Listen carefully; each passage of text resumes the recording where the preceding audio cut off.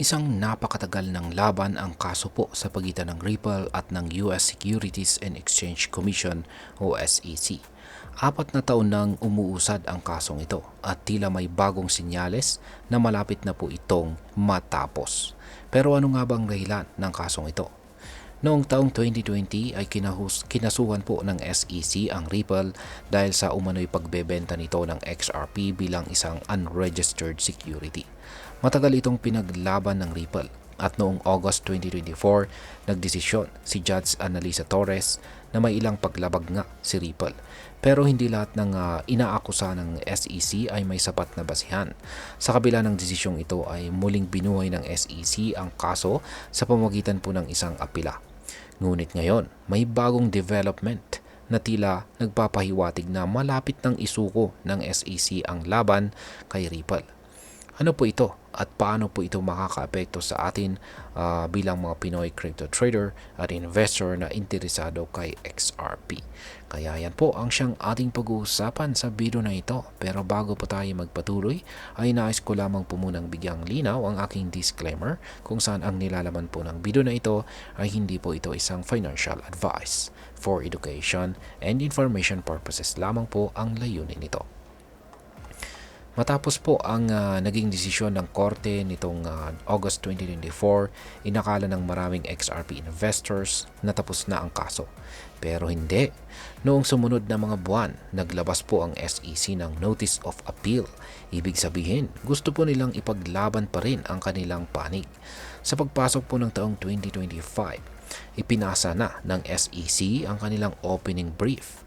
Habang ang Ripple naman ay naghahanda po ng pong isubmit ang kanilang cross-appeal brief na may deadline sa April ngayong taon. Ngunit may isang malaking pagbabago. Ang SEC ay may bagong pamunuan.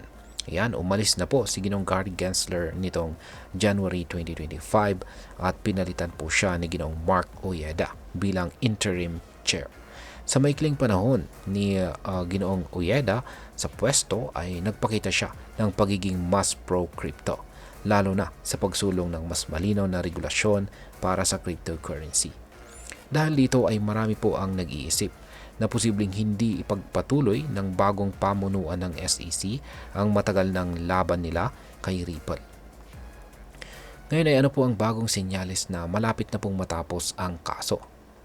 Ayan, ang pinakakapansin-pansing development kamakailan ay ang pagkilala po ng SEC sa application po ng Grayscale para sa isang XRP ETF or Exchange Traded Fund.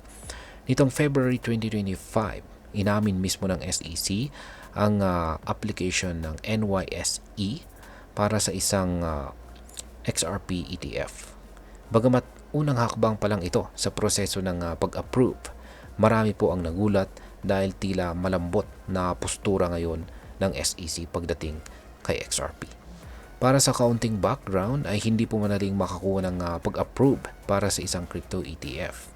Katunayan nitong December 2024 lang, tinanggihan po ng SEC ang isang Solana ETF. Kaya naman, ang biglaang pagkilala ng SEC sa XRP ETF application ay isang malaking indikasyon na maaring lumuluwag na ang regulasyon laban kay Ripple at XRP. Ayon po sa Bloomberg analyst na si Ginong James Seyfarth, kung nasa ilalim pa ng lumang SEC leadership ang desisyon, malamang ay agad po nilang tinanggihan ang aplikasyon ng XRP ETF. Pero ngayon, tila nagbabago na po ang direksyon ng ahensya. Dagdag pa rito ay sinabi ni Ginoong Nate Geraci, siya naman po ang co-founder ng ETF Institute, na ang pagkilala po ng SEC sa XRP ETF application ay isang napakalaking statement patungkol sa patuloy na kaso laban kay Ripple. Kung talagang gusto po ng SEC na ideklarang illegal security sa XRP, bakit po nila biglang binigyan ng pagkakataon ang isang XRP ETF? Ngayon ay ano po ang posibleng kahihinatnan ng kaso? Dahil po sa pagbabagong ito, maraming eksperto ang nagsasabing posible nang bumitaw ang SEC sa kaso ni Ripple. Isa sa mga dahilan ay ang paghinto po ng SEC sa kanilang kaso laban kay Binance, isang bagay na maaring mangyari rin kay Ripple. Maging si Ginoong Stuart Alderoty, siya po ang Chief Legal Officer ng Ripple, ay naniniwala na sa ilalim po ng bagong SEC leadership, maring umatras ang ahensya sa kanilang apila. Gayunpaman ay maring kailanganin pang hintayin ang formal na pag-upo ng bagong SEC Chairman na si Ginoong Paul Atkins na kasalukuyang nakabitbit ang kumpirmasyon sa Senado. Sa madaling sabi ay kung mananatili po ang pro-crypto na direksyon ng bagong SEC leadership, maaari pong bumitiw na sila sa kanilang apela laban kay Ripple na magresulta sa formal na pagtatapos ng kaso.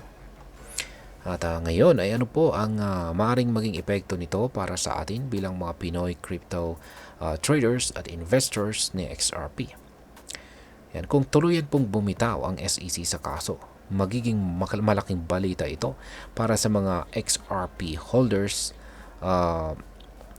Ayan. At meron pong mga ilang posibleng maging epekto ito. Una ay ang kaso laban kay Ripple, ang isa sa mga dahilan kung bakit volatile ang presyo ni XRP. Kung mawala ito, maaaring tumaas ang tiwala ng mga investors at magkaroon po ng mas stable na market.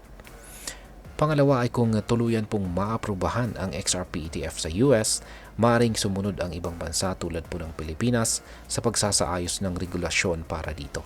Maaaring maging mas madali para sa mga Pinoy na mag-invest kay XRP nang hindi po kinakailangang bumili nito sa crypto exchanges.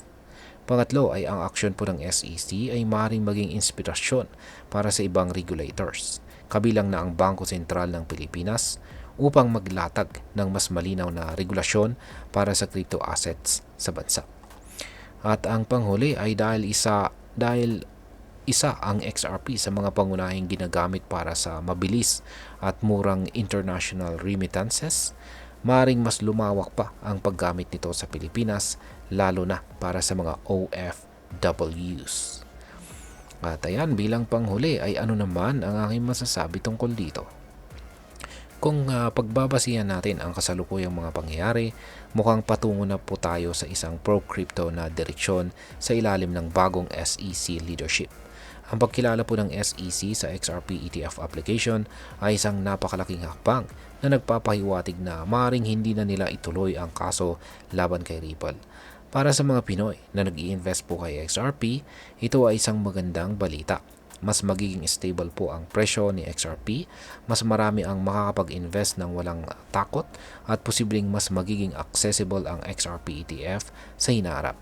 Gayunpaman, habang wala pang opisyal na announcement mula sa SEC, dapat pa rin po tayong manatiling updated at maging maingat sa ating mga investment.